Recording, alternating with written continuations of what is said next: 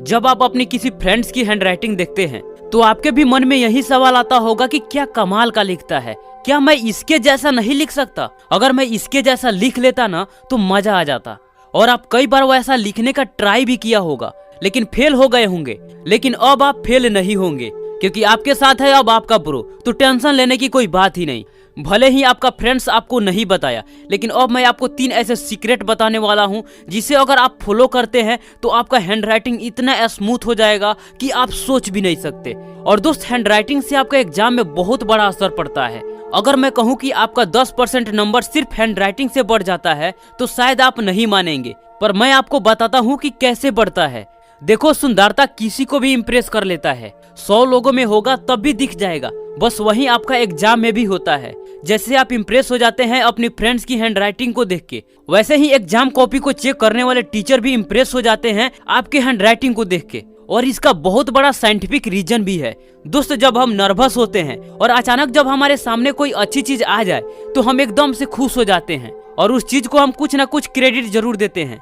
और ऐसा ही उस टीचर के साथ होता है जो हमारे एग्जाम कॉपी को चेक कर रहे होते हैं। जब टीचर कॉपी को चेक कर रहे होते हैं तो उनके सामने कई तरह के हैंडराइटिंग आता है। बहुत गंदा हैंडराइटिंग भी आता है, कुछ अच्छा भी आता है और कुछ बहुत अच्छा भी आता है। और जैसे ही बेस्ट हैंडराइटिंग आता है, टीचर एकदम से खुश हो जाते हैं कि क्या लिखा है। और जब टीचर खुश हो जाए तो फुल मार्क्स देना बनता है। और इंसान का फितरत भी है कि वो अच्छी चीजों को नकार नहीं सकता। तो इसलिए दोस्त, बेस्ट हैंडराइटिंग है तो नंबर भी बहुत कम कटता है। और वहीं खराब हैंडराइटिंग है तो 5 नंबर की जगह पर 3 नंबर ही मिलेगा, 2 नंबर ही मिलेगा। तो दोस्त, ये रहा बेस्ट हैंडराइटिंग के साथ नंबर का खेल। अब हम बात करते हैं कि अपने हैंडराइटिंग को सुधारे कैसे।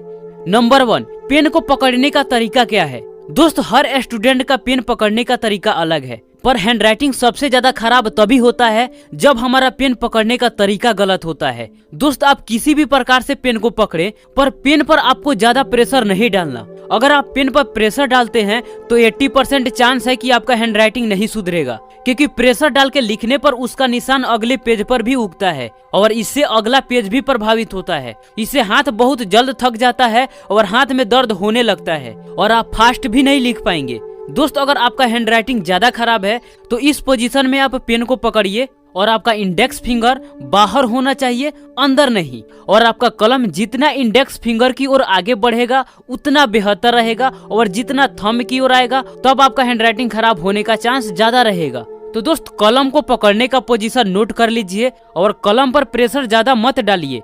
नंबर 2, 2 शब्दों के बीच में गैप जरूर रखें। 2 शब्दों के बीच में गैप इसलिए जरूरी है क्योंकि इससे आपका हैंडराइटिंग स्मूथ दिखता है। आप 2 शब्दों के बीच में कम गैप भी ना रखें और ज्यादा भी ना रखें, और जितना हो सके हर शब्दों को बराबर लिखने की कोशिश करें। नंबर 3, लिखने का ज्यादा प्रैक्टिस करें। दोस्त, किसी भी काम में जब तक हम प्रैक्टिस नहीं करते तब तक हम उसमें परफेक्ट नहीं बन सकते। दोस्त, आप जितना लिखेंगे उतना आपका हैंडराइटिंग बेहतर होते जाएगा और फास्ट लिखने का हैबिट भी बन जाएगा, जो आपके एग्जाम में बहुत काम आएगा। तो दोस्त, ये तीनों टिप्स को फॉलो करिए और देखिए कि आपका हैंडराइटिंग कितना जल्दी सुधर जाता है। कैसा लगा वीडियो दोस्त, कमेंट में जरूर बताइएगा। मिलते हैं आपसे फिर अगले वीडियो में, तब तक के लिए आपका धन्यवाद।